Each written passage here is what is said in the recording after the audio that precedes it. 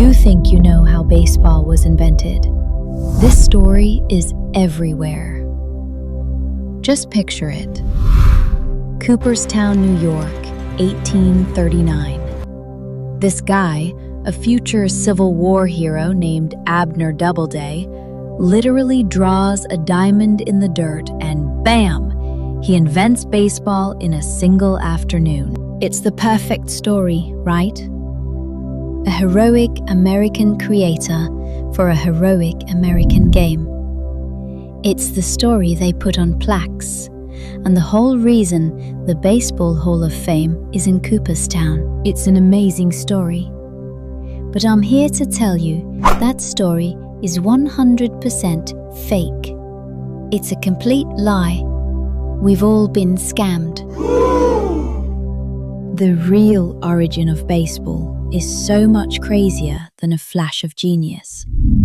It's a wild, messy, and honestly, a way more incredible story of evolution.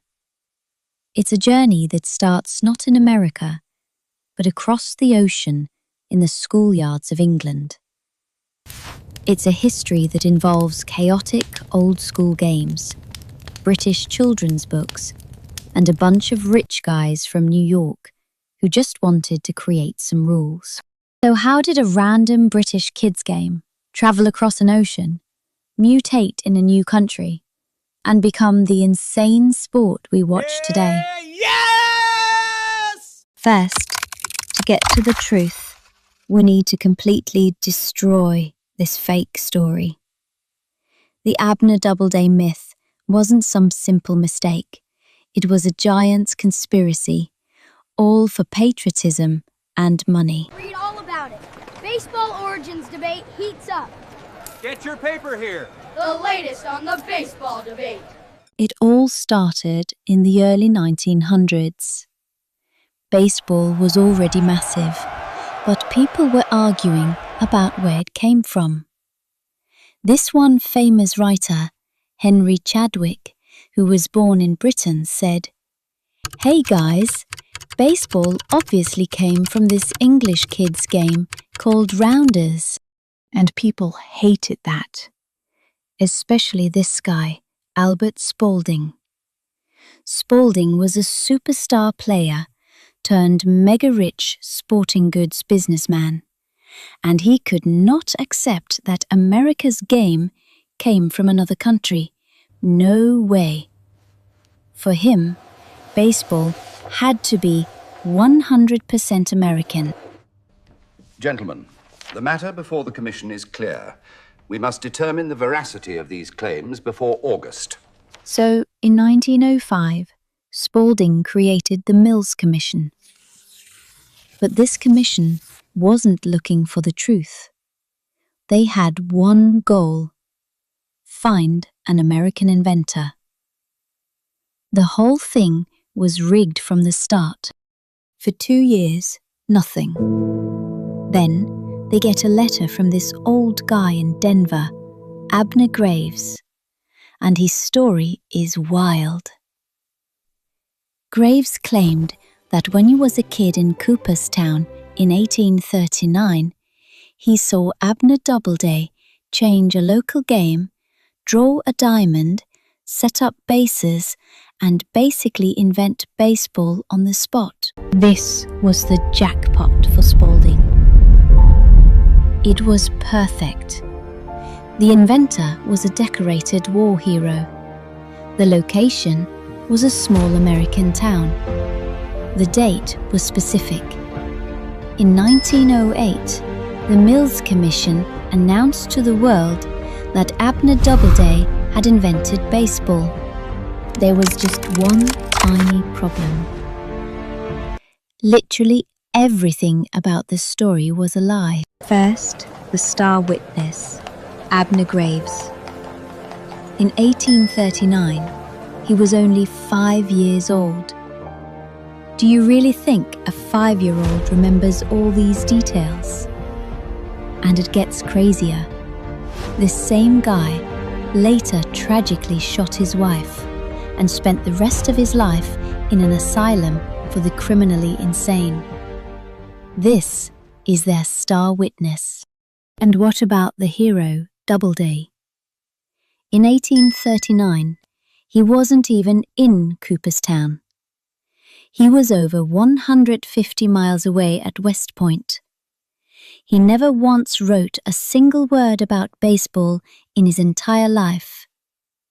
The official MLB historian has said it's a complete myth. So why did we all fall for this fake story for so long? Because it was an amazing story. Spalding's marketing and the Commission's official report made it seem real. Then, in 1935, they found some random old ball in a trunk, called it the Doubleday ball, and used this relic to build the National Baseball Hall of Fame in Cooperstown, literally cementing the lie into a building. The transformation into a real sport started in New York City in the 1840s. But consider the implications for interstate commerce, sir. The rate must be standardized. Yes, I believe that is But the correct guys who approach. changed Standardized, everything indeed. weren't pro-athletes.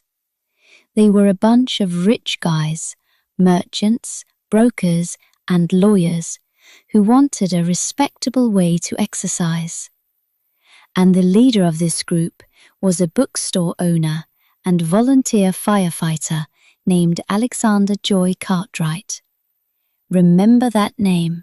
He's a goner! That chap is clearly out! Nonsense! I touched the bag This square. guy Hold wasn't steady an now, the call inventor stands. like the fake Doubleday story. He was more like a genius organizer who took the chaos of town ball and made it make sense. He was part of the New York Knickerbocker Baseball Club. These guys thought of themselves as gentlemen and wanted a game that was less of a violent brawl and more of a strategic, scientific game. So in September 1845, a committee from the club, led by Cartwright, wrote down a set of 20 rules. We call them the Knickerbocker Rules, and they literally changed everything. They are the foundation of modern baseball. And that was just the beginning. Another massive rule change. They standardized the field. Before this, base paths were vibes. Every town just made them up. But the Knickerbockers locked it in. 4 bases, laid out in a diamond, with 90 feet between each one. That distance is not random. It's the perfect balance between speed and defense. Just far enough to make every throw, every sprint, a real contest. Then came foul territory. Before this, hits behind you still counted. Absolute chaos. The Knickerbocker rules drew lines, literally. If it goes outside of them, it doesn't count. Suddenly, hitting wasn't just about power, it was about precision. And finally, no more arguing forever. Games now had umpires, neutral decision makers. That one change turned baseball from a gentleman's disagreement into an organized competition. Put all of this together, something incredible happened. Baseball stopped being a street brawl with a bat and became a thinking person's game. And once the rules existed on paper, they spread fast. Was baseball truly born in America, or did it evolve from England? Drop your take in the comments. I'm reading them all. If you love uncovering the real origin stories behind things you thought you knew, this is Origin Lens. Subscribe, because the next myth is already waiting.